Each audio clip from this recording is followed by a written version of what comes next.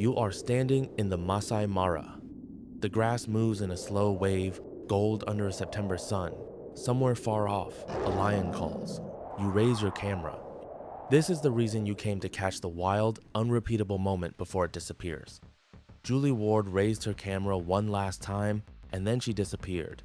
What was left of her was found scattered across a reserve the size of a small country. Burned, broken, arranged, some would later say, with intention. For 6 years, one man refused to let the case die.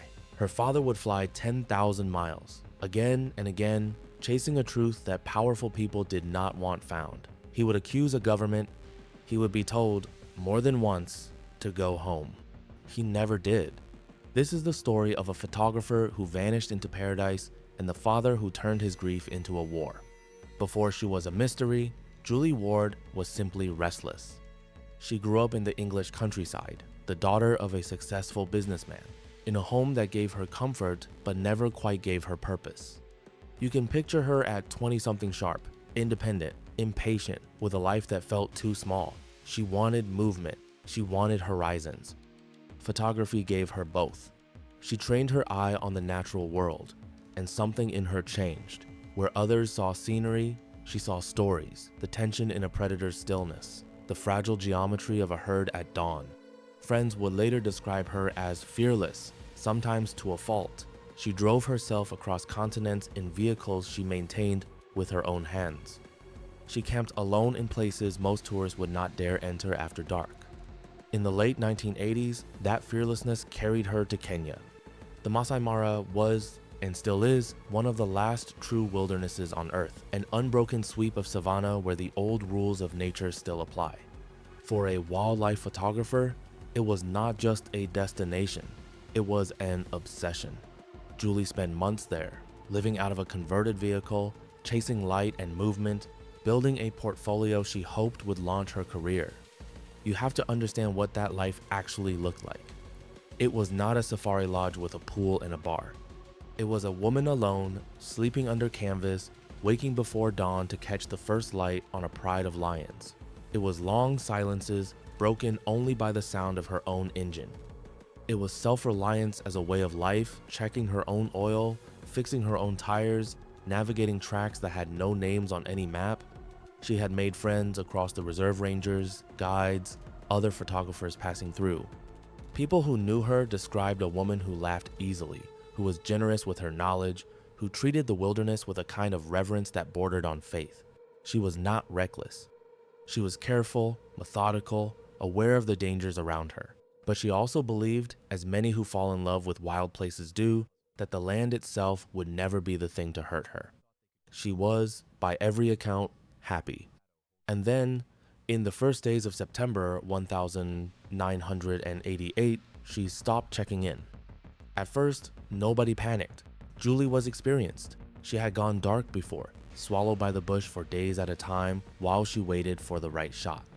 But days became a week, and a week became something else. Her family in England grew uneasy. Kenyan authorities were contacted. A search began slow, understaffed, hampered by the sheer size of the reserve she had vanished into. You have to understand the scale of what they were searching. An area larger than some entire counties, thick with wildlife that could erase evidence in hours. Days passed with nothing. Then, fragments began to surface. A piece of a jawbone, a skull, partially burned.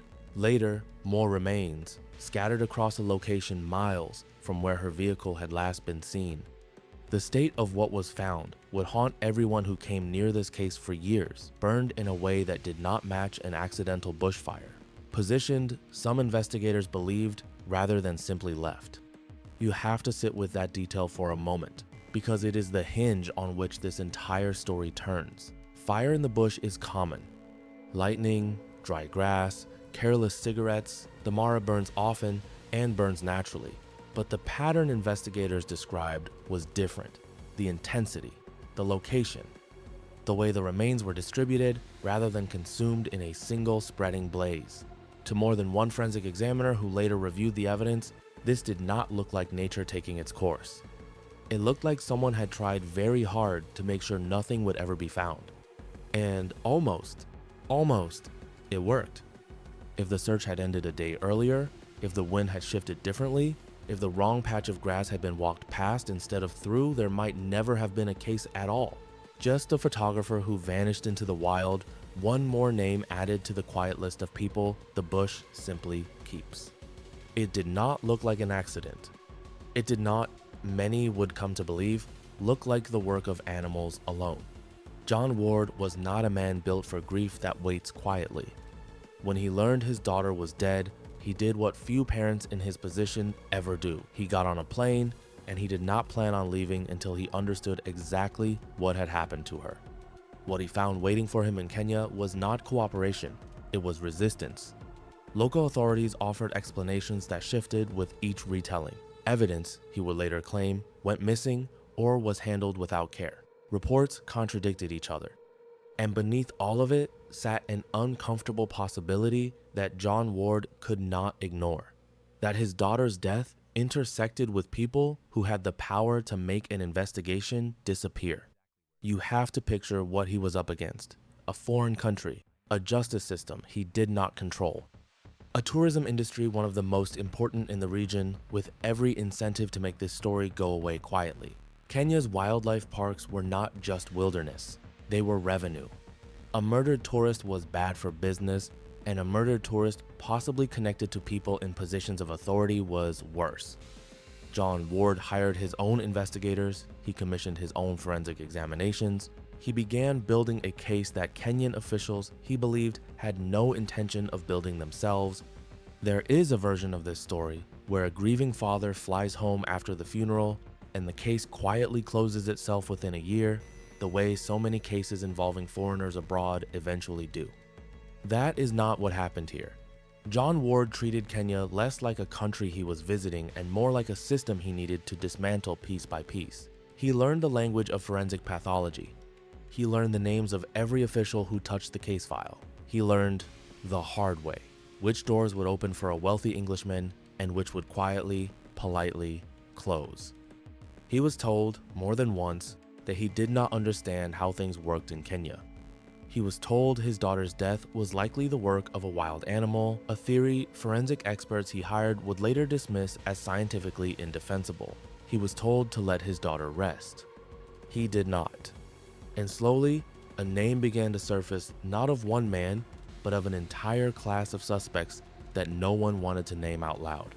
The theory that took shape was as unsettling as it was simple. Julie had been camping and photographing in restricted areas of the reserve areas, patrolled by armed park rangers, whose job was to protect the wildlife from poachers and, in theory, to protect visitors like her. Suspicion turned toward men within that very system. Men with weapons, men with intimate knowledge of the terrain, men who knew exactly how to make a body disappear into a landscape built to swallow evidence whole. Whether it was an assault gone wrong, an act of violence born from opportunity, or something more calculated, the full truth of what happened to Julie Ward in her final hours has never been conclusively established. What multiple investigations did agree on was this: she did not die of natural causes, and she did not die alone. Two men employed within the reserve system would eventually stand trial in connection with her death. The trials that followed would become almost as notorious as the case itself. To understand why this case became so difficult, you have to understand what the Masai Mara meant to Kenya. Tourism was not a side industry. It was one of the country's central economic engines, foreign visitors flying in from Europe and North America to witness the wildlife that existed almost nowhere else on the planet in such abundance. Every headline that connected a murdered tourist to the very rangers meant to protect her was a headline that threatened that engine directly. You can imagine the pressure from every direction. Tour operators did not want the story spreading. Government officials did not want an international scandal attached to their flagship national park. And somewhere in the middle of it all was a family in England holding photographs of a daughter who would never come home, being told, in effect, that the truth was inconvenient. British diplomatic involvement was, by John Ward's own account, frustratingly cautious, more concerned, he believed, with preserving trade and travel relationships than with pressing hard for a resolution. Whether that is entirely fair is something historians and journalists still debate. What is not in dispute is that a father from Norfolk found himself fighting not just individual suspects, but the quiet gravitational pull of two governments that both had reasons to want this story to end quickly. It did not end quickly. It barely ended at all. You would think that with suspects identified, with a grieving father funding his own investigation, with international press watching, justice would follow. It did not. The first trial ended without a conviction. Evidence was contested. Witnesses gave testimony that investigators considered unreliable, incomplete, or coached. The forensic picture, painstakingly assembled by John Ward's own experts, was challenged and undermined in ways that left the courtroom no closer to the truth than the day it began. A second attempt at prosecution followed years later. Different defendants, a different courtroom, the same result.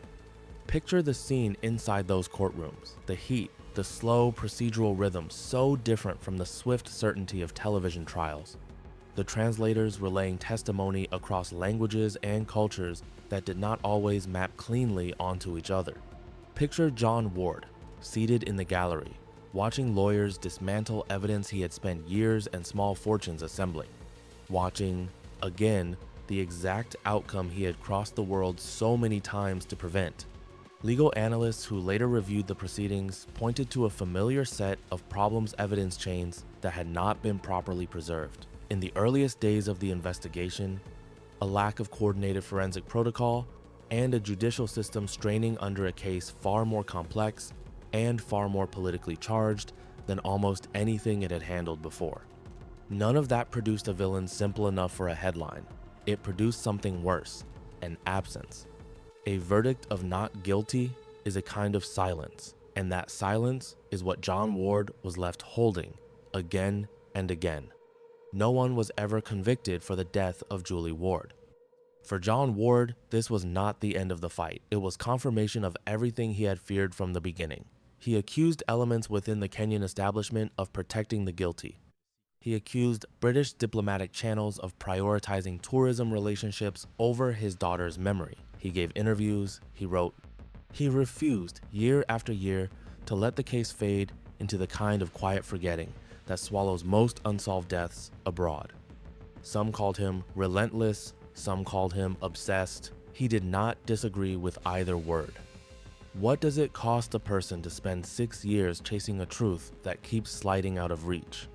For John Ward, it cost a fortune. He would later estimate he spent close to £1 million pursuing his own investigation, hiring forensic specialists, funding independent inquiries that Kenyan authorities either could not or would not conduct themselves.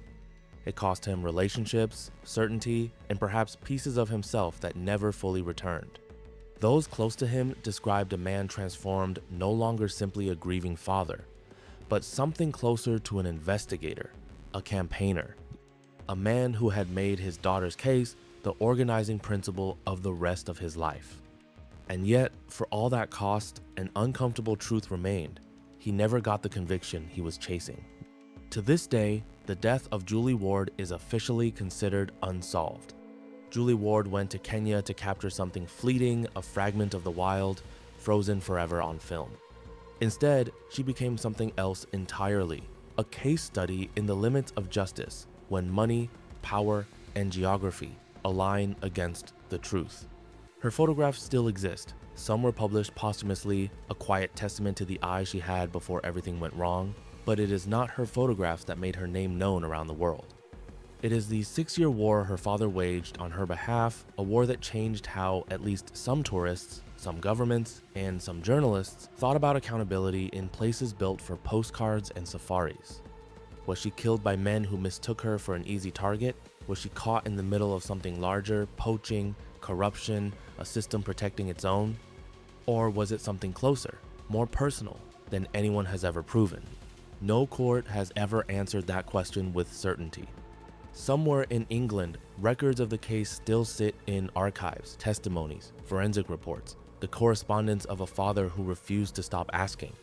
And somewhere in the Masai Mara, the grass still moves in that same slow, golden wave. The lions still call at dusk. And the true,